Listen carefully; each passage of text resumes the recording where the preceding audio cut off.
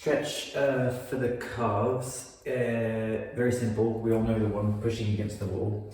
What you want is to have the heel potentially as far back as you can, while still touching the floor with the heel. So as soon as the heel lifts, maybe you don't need to go quite so far back. You can bring it a bit further forward, but certainly if you can manage to get the heel to touch the floor, then that's great.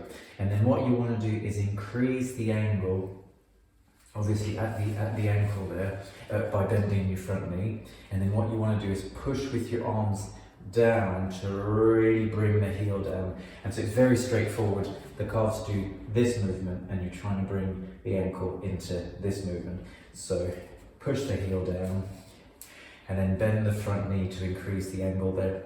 So two things. One is your upper calves are going to be stretched by doing this movement with the knee perfectly straight, and the lower calves are going to be stretched by bending the knee slightly and again going into, kind of pushing the heel back there and increasing that angle at the knee.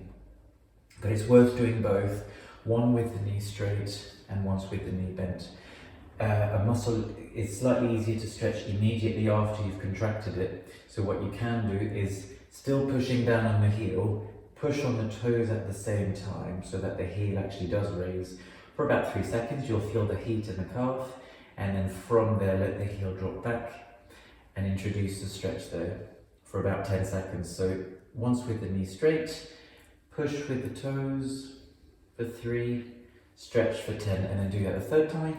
And then another round, this time around with the knee slightly bent, push on the toes for 3, and then again let the heel go back, push with your, push against the wall there to bring the heel down, but then at the same time let the knee bend, and you'll feel like this stretches the bottom of the calf.